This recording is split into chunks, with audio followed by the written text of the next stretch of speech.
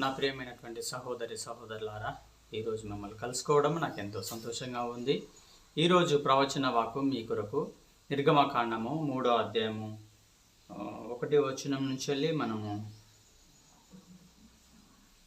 6వ వచనం వరకు చూద్దాం. ఇక్కడ చూసినట్లయితే దేవుడు మోషేతో మాట్లాడుతున్నాడు. మోషే దేవుని యొక్క ప్రత్యక్షతను చూస్తున్నాడు. దేవుడు మోషేతో తన ప్రణాళికను తెలియజేస్తున్నాడు. మోషే దేవుణ్ణి ముఖాముఖిగా చూస్తున్నటువంటి సమయం. మన జీవితంలో బైబిల్ గ్రంథంలో చూసినట్లయితే ఏ సేవకుడైనా సరే తన పరిచర్య ప్రారంభించేటువంటి సమయంలో ముందు దేవునితో కంపల్సరీ ఒక దర్శనము, ఒక ప్రత్యక్షత, ఒక ఎన్కౌంటర్ అనేది వారికి జరుగుతూ ఉంటుంది. మోషే జీవితంలో చూసినట్లయితే మోషే నిర్గమకాండం 3వ అధ్యాయంలో దేవుణ్ణి ముఖాముఖిగా చూసినట్లుగా మనం చూస్తున్నాం. దేవుడు అగ్ని అయి ఉన్నాడు. కొంతమంది ఏమంటారంటే మోషే దేవుణ్ణి ముఖాముఖిగా చూడలేదంటారు, కానీ దేవుడు అగ్ని అయి ఉన్నాడు. హల్లెలూయా, దేవునికి మహిమ కలుగునుగాక. ఆయన తన భక్తులకు ఏ రీతిగా ప్రత్యక్షపరచుకోవాలనుకుంటాడో ఆ విధంగా ఆయన ప్రత్యక్షపరచుకుంటాడు. ఆయన కొంతమందికి వాక్కు ద్వారా ప్రత్యక్షమవుతాడు, కొంతమందికి అగ్ని ద్వారా ప్రత్యక్షమవుతాడు, కొంతమందికి పరిశుద్ధాత్మ రూపంలో ప్రత్యక్షమవుతాడు, కొంతమందికి యేసు ప్రభు యొక్క స్వరూపంలో ప్రత్యక్షమవుతూ ఉంటాడు. అయితే ఇక్కడ చూసినట్లయితే మోషే ఏం చేస్తున్నాడంటే తన మామ మందను మేపుతున్నాడు. ఎక్కడ? మిద్యాను అరణ్యంలో తన మామ మందను మేపుతున్నటువంటి సమయంలో దేవుడు అతన్ని దర్శించినట్లుగా చూస్తున్నాం. అంటే మోషే తన జీవితంలో పరిచర్య కొరకు వెయిటింగ్ చేసినటువంటి కాలము, సమయము ముగిసింది కాబట్టి దేవుడు అతనిని దర్శిస్తున్నాడు. హల్లెలూయా, దేవునికి మహిమ కలుగునుగాక. అంటే దేవునికి తెలుసు ఏ సమయంలో ఒక సేవకుని దర్శించాలో లేకపోతే ఒక వ్యక్తిని దర్శించాలో దేవునికి తెలిసై ఉంటున్నది. అందుకే దేవుడు సరైనటువంటి సమయం కొరకే ఆయన ఎదురు చూస్తూ ఉంటాడు.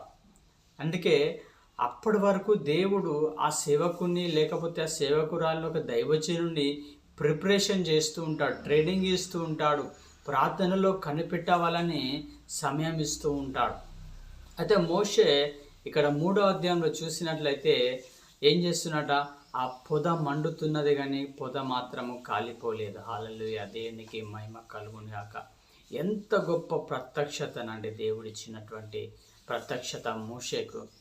చూడండి, మోషే ఆ వింత ఏంటిదో అని ఆ సమీపానికి వెళ్తున్నటువంటి సమయంలో దేవుడు మోషేతో మాట్లాడినట్టుగా చూస్తున్నాం. దేవుడు మోషేతో మాట్లాడేటువంటి దేవుడు. ఈ కాలంలో కూడా దేవుడు మనతో మాట్లాడేటువంటి దేవుడు. మోషేతో దేవుడు ఒక మాట మాట్లాడు. ఏంటంటే మొట్టమొదటిగా మాట్లాడినటువంటి మాట ఏంటంటే, మోషే ఆగు, ఇది పరిశుద్ధమైన స్థలం, నువ్వు నీ కాళ్ళకున్నటువంటి ఆ చెప్పులు ఏం చేయాలట?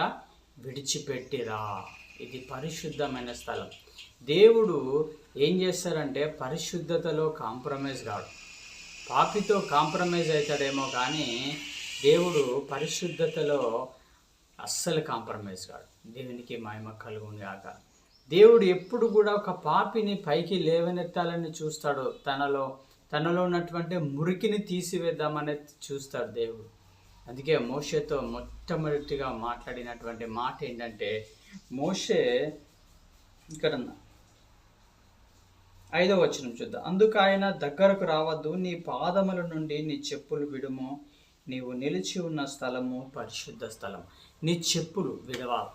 నీ పాత జీవితాన్ని విడిచిపెట్టి దేవుని వద్దకు వచ్చినప్పుడు దేవుడు నిన్ను హత్తుకునేటువంటి వాడు, దేవుడు నిన్ను కౌగలించుకునేటువంటి దేవుడు, దేవుడు నిన్ను ఆదరించేటువంటి దేవుడు, దేవుడు నీకు పరిచర్యను ఇచ్చేటువంటి దేవుడు.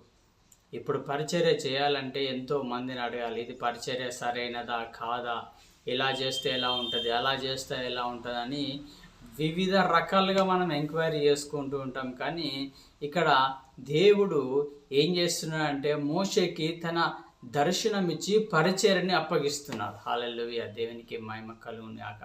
మోషే కూడా ఏ మనిషిని కూడా పరిచర్య ఎలాగ చేయాలని ఎవరిని కూడా అడిగినట్టు లేదు.